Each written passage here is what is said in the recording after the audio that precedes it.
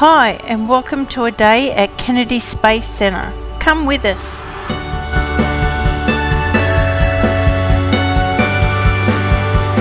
This was filmed in January 2022, and the reason we are wearing masks as it was compulsory at the time.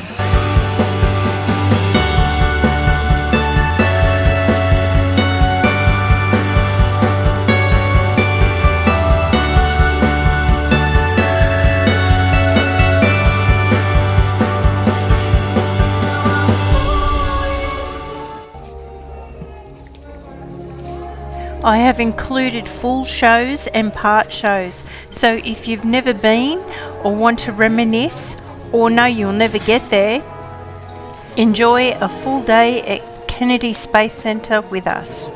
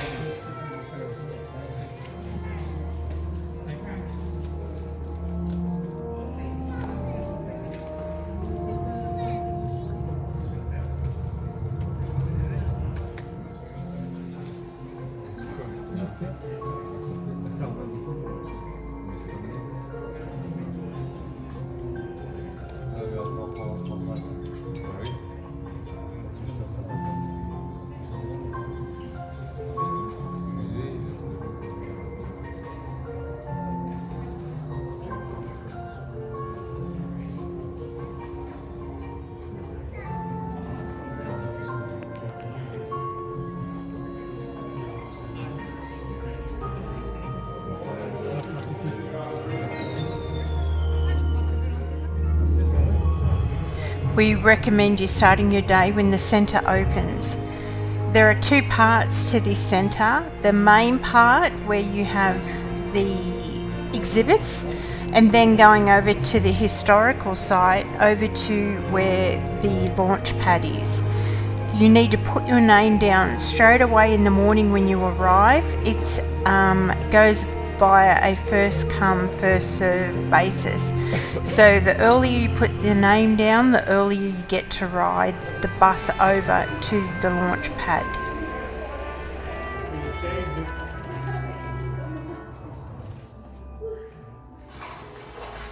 Great, so you want to reduce the CO2 buildup?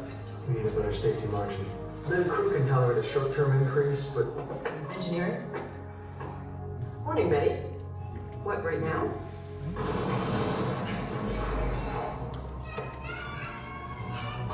Building 36? I didn't even know there was a building 36. Must be important. Everyone's here. We have propulsion, aerothermal, flight dynamics. Anyone know why you're here? For this.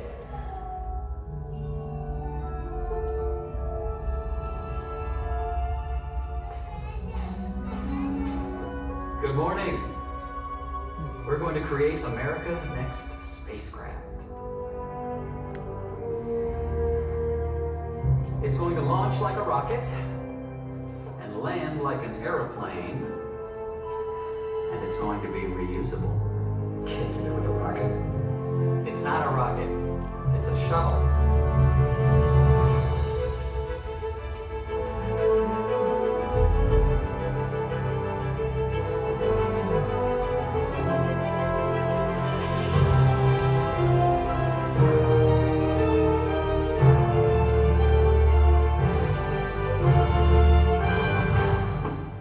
Now it's time to go to the next step.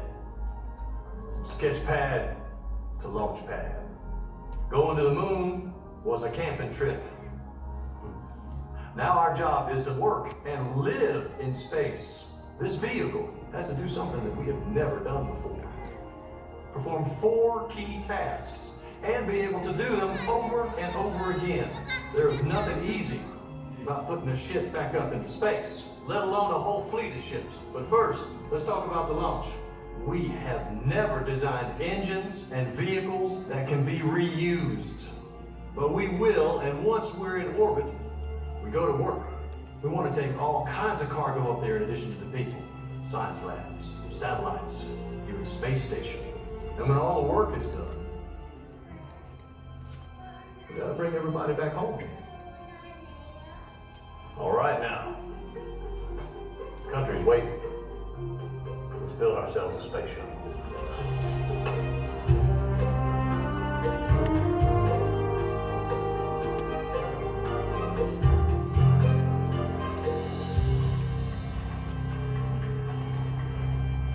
It's too big, it's too heavy. But we're launching one spaceship on the back of an even bigger one. What if we split the booster into its pieces? Rockets, fuel tank. It's supposed to be reusable. How do we get all those parts home? What if we just throw the fuel tank away?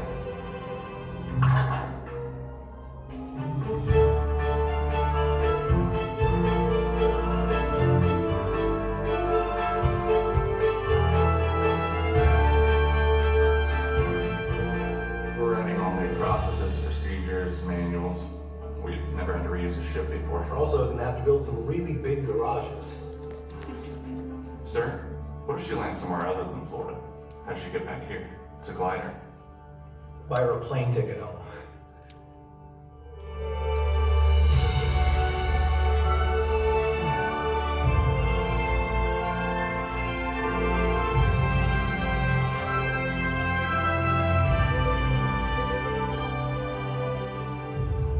Ablative heat shields are heavy, and they burn up on re-entry.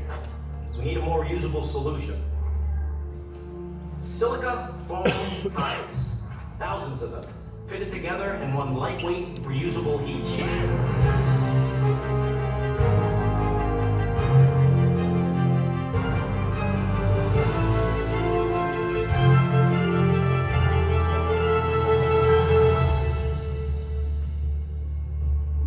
Another hold up with the engines?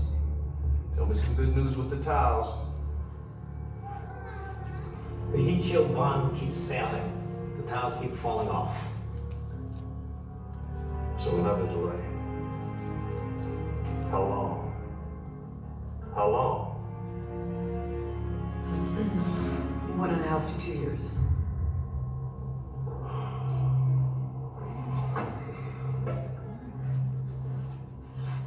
Well, this is going to be fun to tell my boss. Everybody get back to work.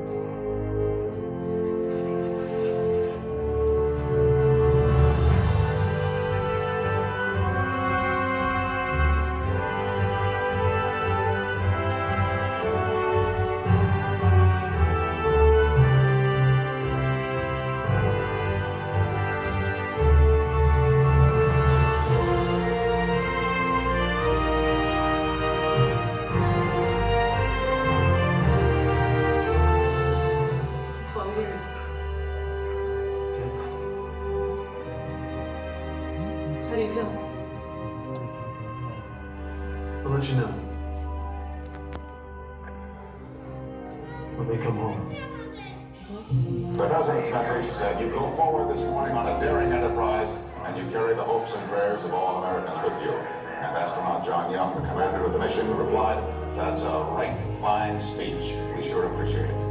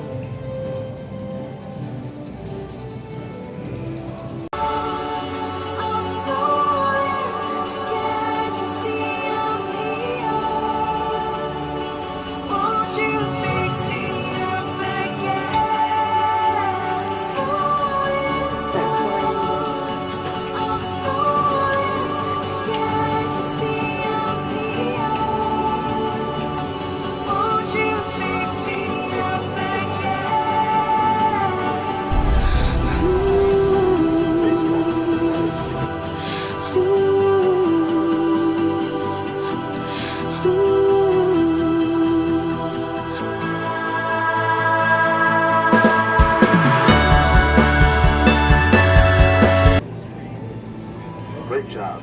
Maybe working for NASA could be in your future. Adesso dall'altra parte vedremo, c'è anche sotto le ali, perché questa è la nave. Quindi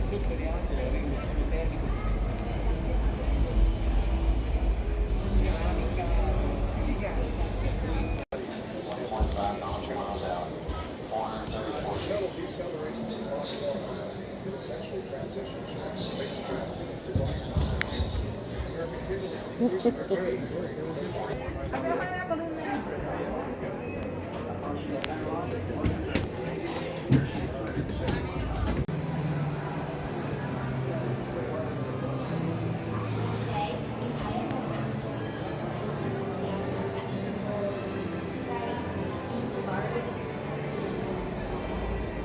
Hey, Lauren, do you know why there are no restaurants in space?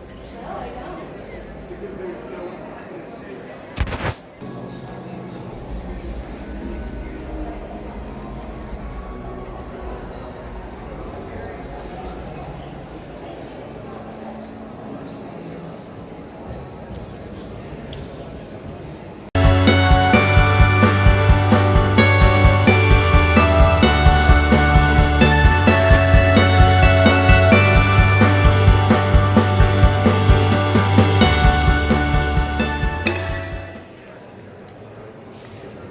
I was watching this as a kid when it blew up.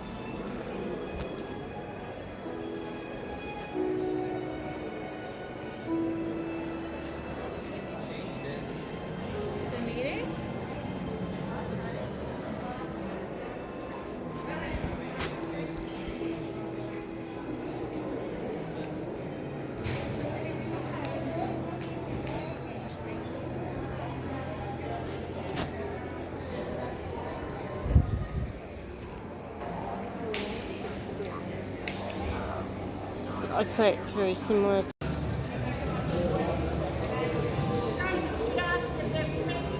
that used to pick them up and take them back to the base.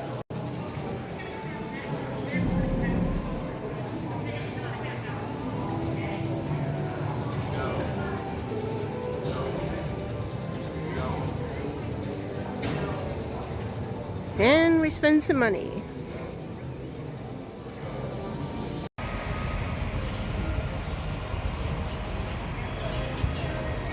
In the Kennedy Space Center, we are delighted that you decided to spend the day with us today, and it's going to take about a 15-minute ride over there to Saturn V, and I'm going to be your tour guide. My name is Earl, but I want you to look over there and see all those blue buildings over there. If you ever bought anything from Amazon, well, you probably heard of Jeff Bezos. That's his place right over there, and he's moving a lot of his stuff over here from Austin, Texas. So he also has refurbished one of our launch pads, so he's going to start launching from over here.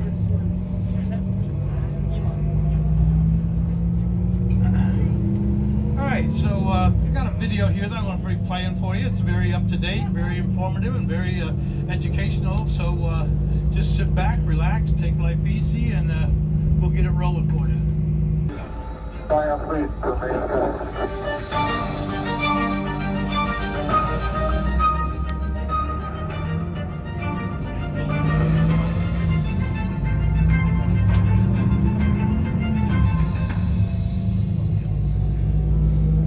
We have pondered our place amongst the stars since the dawn of humankind. We've looked at the stars with wonder and amazement, their glow guiding our travel for centuries.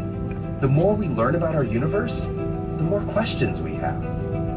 I'm Emily Calandrelli, and today you'll be following me behind the gates on this exclusive bus tour of Kennedy Space Center. Our journey will take us past active facilities and end at the visitor complex's own Apollo Saturn V sector.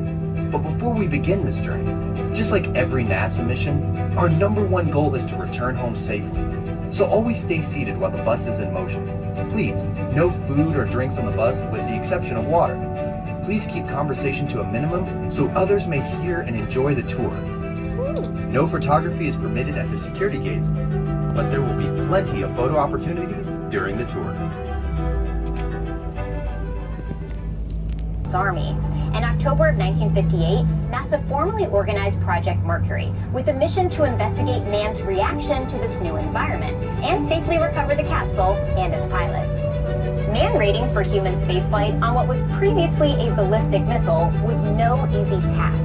After several modifications and test flights, a Mercury capsule carrying Ham, a chimpanzee, was successfully launched and recovered on January 31st, 1961. Just months later, on May 5th, astronaut Alan Shepard launched on a Mercury Redstone rocket, becoming the first American in space. The scale of this building is hard to grasp, even when you're right next to it. Do you ever feel really small when you think about space? What about when you're standing next to a skyscraper or a really big bridge? Well, I feel about as small as an ant right now. I'm standing inside the Vehicle Assembly Building. VAB can fit 3.5 Empire State Buildings, and it would take 250 billion ping pong balls to fill it.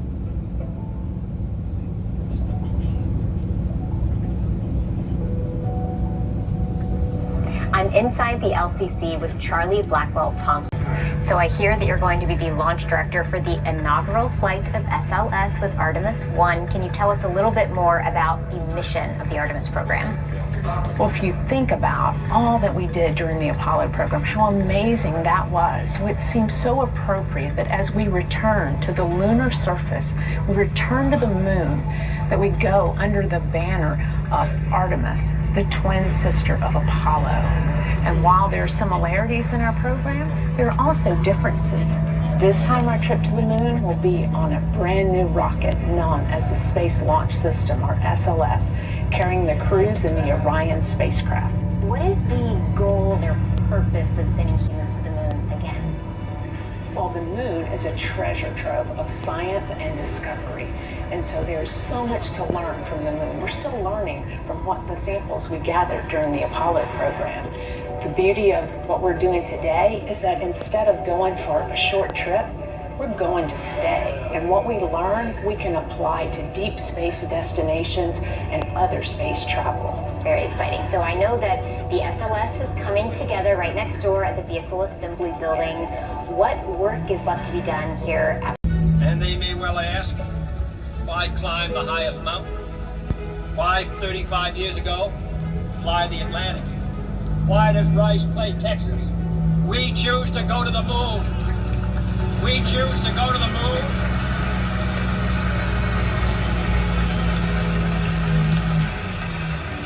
We choose to go to the moon in this decade and do the other things, not because they are easy, but because they are hard.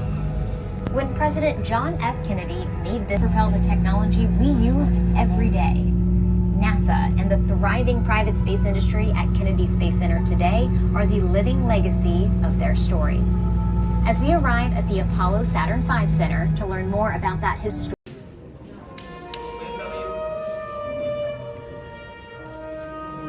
When I was a kid, I used to dream about flying through space.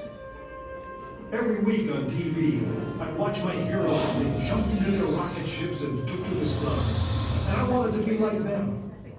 They had courage, imagination, and no problem ever stood in their way for long. You know, in the end, when we actually did send men into space, it turned out that those were exactly the qualities it took. I'm John Hudson. This is Pad 39 of the Kennedy Space Center. I was a launch controller here when from this very spot, man took off to fly to the moon. It was a journey that began 12 years before that rocket ever left the ground.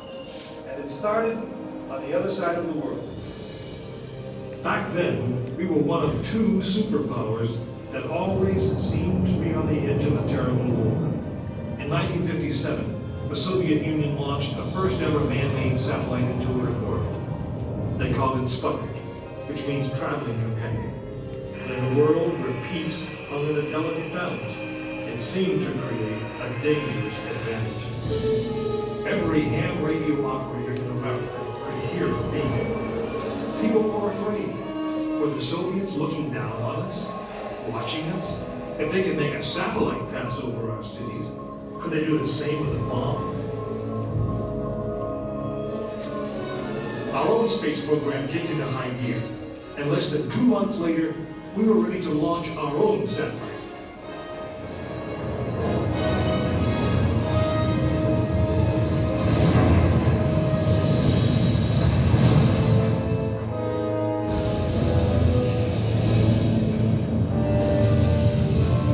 It was being called the space race, and we were running a distant second. In 1961, we fell even further behind. Soviet cosmonaut Yuri Gagarin became the first man into space, circling the world in just 89 minutes. We had our own astronauts, and they were eager and ready to take the big ride. But our manned space program couldn't seem to get off the ground. We stuck with it, and on May 5th, 1961, things finally started going right. Astronaut Alan Shepard took his ship Freedom 7 6.5 miles into space. America had its first space hero. Just a few days later, our space program received a new challenge. But this one did not come from the Soviet Union. It came from our young president. In one inspiring moment, he changed the mission. From one based in fear of the present to one of hope for the future. But why, some say, the moon? Why choose this as our goal? And they may well ask, why climb the highest mountain? Why, 35 years ago, fly the Atlantic? Why this Rice Plate, Texas? We choose to go to the moon. We choose to go to the moon.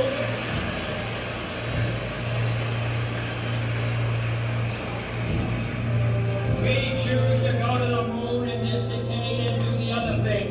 Not because they are easy, but because they are hard. We hadn't been more than 16 minutes into space, and now we were going to the moon. We would have to design a rocket the size. Launch control for the Apollo missions. This is not a mock-up. These are the very consoles we sat at when men first took off to fly to the moon.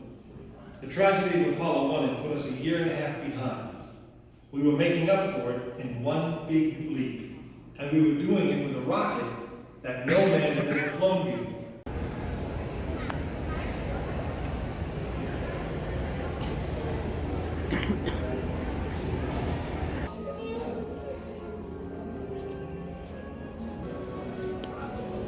Yeah, that's cool.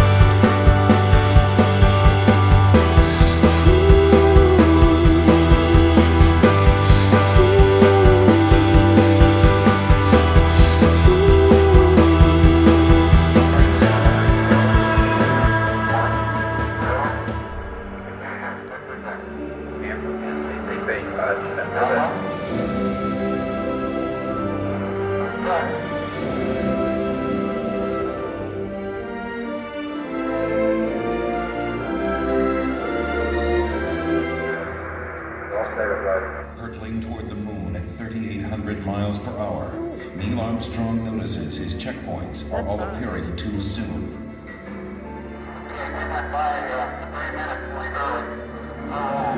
This means a serious navigation error. You think you're a little jump bomb downrange? At these speeds, 3 seconds long means missing the safe landing zone by 3 miles.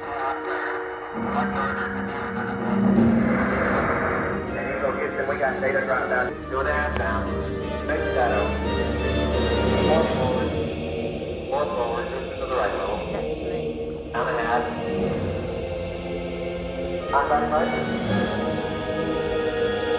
Okay, engine stop. Dead shutdown. Tranquility Base here. The Eagle has landed. Roger, Tranquility. We copy you on the ground. You got a bunch of guys about to turn blue. We're breathing again. Thanks a lot. A short time later, history is made again. Okay, Neil, we can see you coming down the ladder now. For one incredible moment, we are one people with one history, watching our destiny unfold. That's one small step for man, one giant leap for mankind.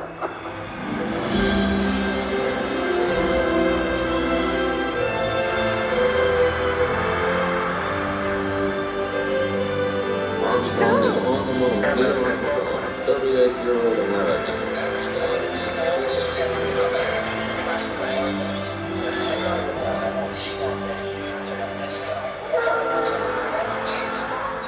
It was a moment shared by an entire world. Dear man from the planet Earth, first set foot upon the moon. It came in peace for all mankind. With these first steps, mankind stood on the highest ground, and we saw our planet as our home port in the endless ocean of space. There was something which was surprising to me. That occurred as I was standing on the surface. Just after we had landed, I'd gone down, standing on the surface and looking at planet Earth for the first time, seeing the beauty, seeing the finiteness of it, the limits of it, and realizing what a shame it was that people were confronting each other on that planet without realizing what it was doing to the planet. It was a very emotional moment for me. I actually shed a couple of tears. Something totally unexpected for an engineer and fighter pilot to be crying quietly up there on the moon. Mankind had achieved a tenuous foothold in the heavens, and a new and exciting world lay waiting to be explored.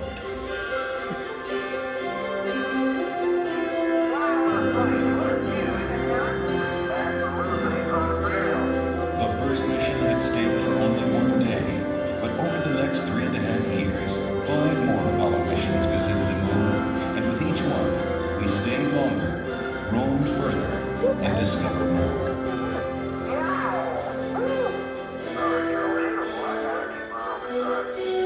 I never thought when I was a kid building rockets, in high school, that we would go to the moon, before the end of the century. I mean, I thought that was something that was way in the future, fantasy. I was rolling on the moon one day in a very house on a timber bay. Look at the size of that rock. That's the best example we got. It's gonna stub your toe. We have got to understand that as a people, we need to stretch. We need to reach beyond our grasp. We need to strive to do things that seem impossible, because in the accomplishment of them, we move society forward. Boy, isn't the beauty of this place is just absolutely incredible. One of the astronauts has said those hills that we climbed give our children and grandchildren a different perspective, that they see the mountains that we couldn't see. And so what we considered impossible, they're dreaming about. 3, 2, 1. What a ride. Cool. When I have a chance to talk to kids, I tell them, the first thing I tell them is to take the word impossible out of their vocabulary. Go to their teacher tomorrow morning and scratch it out in the dictionary. The word doesn't exist. If I could stand here and tell you that I lived on the moon, that I called the moon my home for 3 days, you tell me what is impossible in this day and age, much less in a generation that follows, much less into the 21st century. Nothing is impossible. I like exploring things, inventing. I would like to go up there and find out what's really up there. I would like to be an astronaut. I like to design rockets. Payload specialist. I'd be a ground control officer. The thing that my mom can't understand is I'm terrified of heights, but I want to be an astronaut. There's so many things I'd love to do. I would explore, I'd look for everything. I would try to start a farm. Millions of other galaxies that you might be able to live in. It's the unknown. Anything's possible. You may be able to cure certain diseases. On Mars and dance on it. Play basketball, but you can still be short, because then you could like fly up in the air. Baseball would be awesome. Hit the ball, you get a home run every time. There are a lot of things that could benefit mankind that we, because of science, we simply cannot do on Earth. It's such a big universe, and it's kind of strange to think that just this one tiny planet was chosen to have life on it. I hear they're finding new planets or moons, and they're finding out more about how stars are working, and it makes me feel like it's trying to tell me something. What's it trying to tell you? That you belong up there with them. The Apollo program ended in December of 1972, but our journey into space is just beginning. I'm Neil Armstrong. The future of space travel is being written right now in the dreams and imaginations of a new generation. Perhaps that's the greatest legacy of Apollo. It shows our children and grandchildren that with courage, imagination, and the will to explore, no dream is impossible.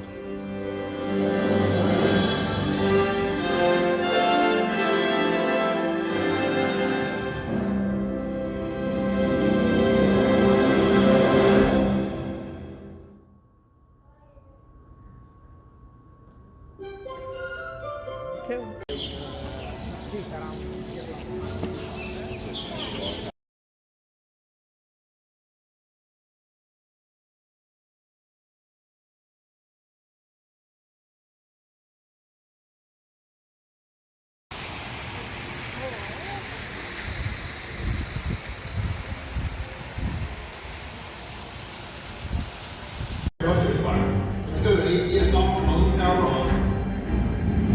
We're in a spin. Let's see a G-Net. Send command 400, undock now.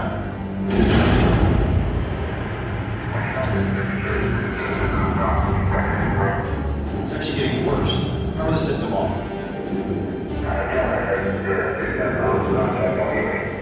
We have serious problems here. We are in the final left-hand roll at the present time. The hand control is locked up. We can't turn anything off.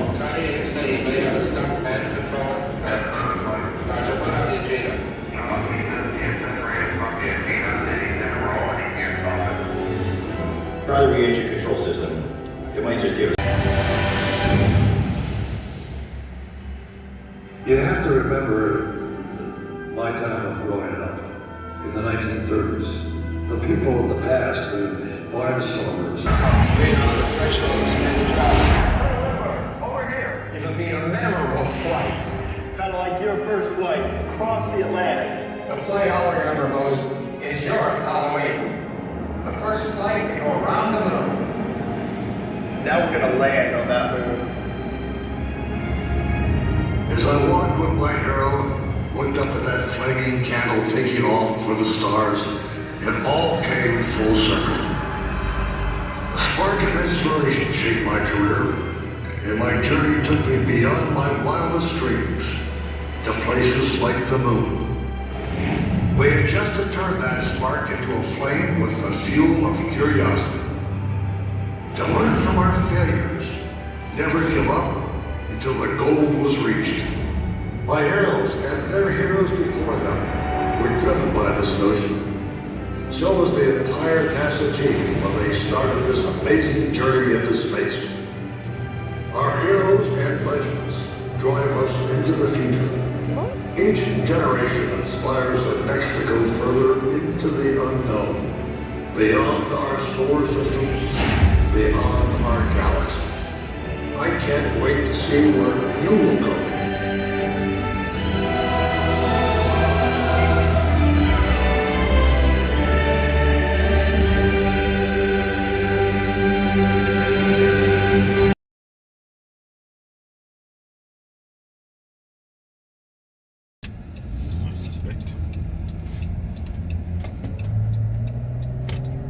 Gator.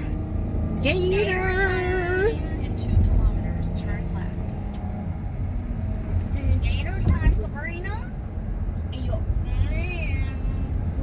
You will hear us mucking around at times about alligators. My eldest Sabrina has nightmares about them, and we love to tease her. I think he still lives with them.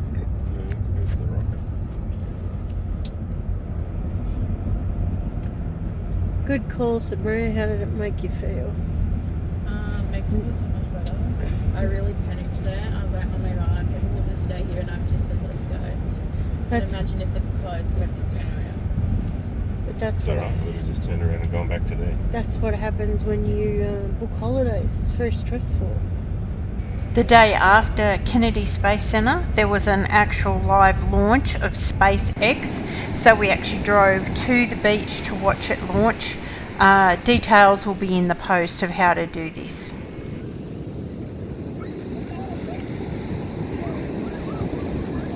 All the people coming.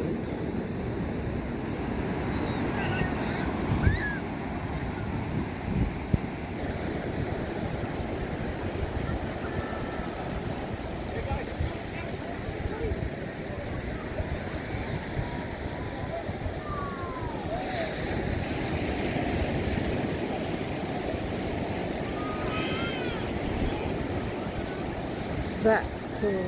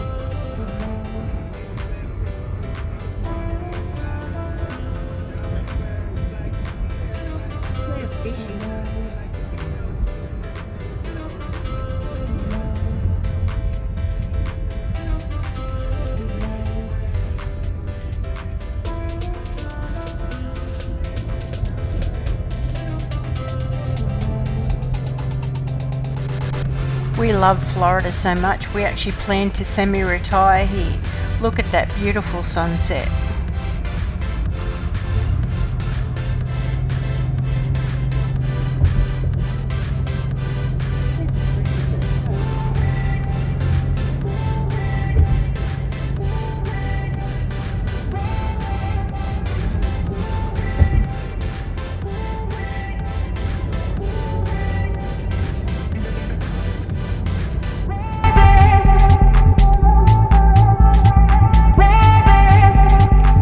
Thanks for joining us, and if you haven't already, please subscribe.